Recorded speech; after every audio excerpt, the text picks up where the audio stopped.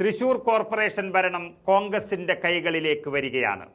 അല്ലെങ്കിലും തൃശൂർ കോർപ്പറേഷൻ ഭരിക്കേണ്ടുന്ന അവകാശികൾ കോൺഗ്രസ് തന്നെയാണെന്ന് പറയാം. കാരണം ആകെയുള്ള 55 സീറ്റുകളിൽ 24 സീറ്റുകളും നേടി കോൺഗ്രസ് ആണ് ഇപ്പോഴും ഏറ്റവും വലിയ ഒറ്റക്കക്ഷി.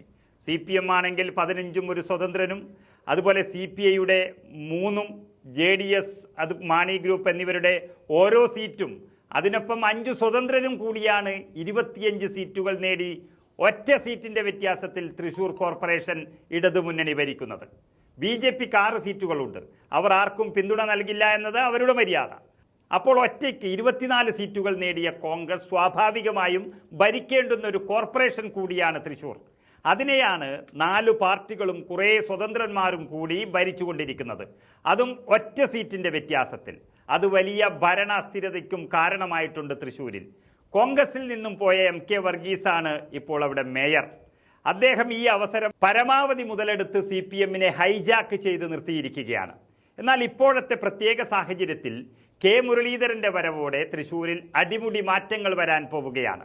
സുരേഷ് ഗോപിയെ കെട്ടുകെട്ടിച്ച് MP ആയി തൃശൂർ നിലനിർത്തുന്നതിന് മുൻപേ തന്നെ തൃശൂർ കോർപ്പറേഷൻ കോൺഗ്രസിന്റെ കൈകളിലേക്ക് വരാനുള്ള എല്ലാ കാര്യങ്ങളും തയ്യാറായി കഴിഞ്ഞിരിക്കുന്നു.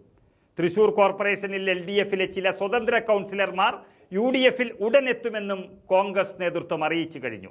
K മുരളീധരന്റെ വരവിന് ശേഷം ചില കൗൺസിലർമാർ താൽപര്യം പ്രകടിപ്പിച്ചു കഴിഞ്ഞു എന്നതാണ് വാർത്തകൾ പുറത്തുവരുന്നത്. അതായത് ഇതുവരെ ആരും സ്വാധീനം ചെലുത്താനും നിർബന്ധം പിടിക്കാനും ഇല്ലാത്തതുകൊണ്ട് കോൺഗ്രസിന് ഭരണം ലഭിക്കാൻ വൈകിപ്പോയ കോർപ്പറേഷനാണ് തൃശൂർ. അവിടേക്ക് K മുരളീധരൻ എത്തുന്നതോടെ സ്വാഭാവികമായും ലീഡർ, അദ്ദേഹത്തിന്റെ പിതാവ് K കരുണാകരൻ അന്തിയുറങ്ങുന്ന മണ്ണ് തിരിച്ചു പിടിക്കണമെന്നൊരാഗ്രഹം മുരളീധരന് വന്നിരിക്കാം. മാത്രമല്ല, ഇപ്പോൾ ഭരണകക്ഷിയിലുള്ള 25 പേരിൽ 5 പേർ സ്വതന്ത്രരാണ്. അതിൽ തന്നെ ചിലർ മുരളീധരനോട് വലിയ സ്നേഹബന്ധമുള്ളവരാണ്. LDFിനൊപ്പം ഇപ്പോൾ നിൽക്കുന്ന സ്വതന്ത്രരായ 3 കൗൺസിലർമാരുമായി അങ്ങനെ കോൺഗ്രസ് നേതൃത്വം ചർച്ച നടത്തിക്കഴിഞ്ഞു എന്നാണ് അറിയുന്നത്. ഒറ്റ ഒരു കൗൺസിലർ കോൺഗ്രസിന് പിന്തുണ പ്രഖ്യാപിച്ചാൽ മതി, ഭരണം മാറും.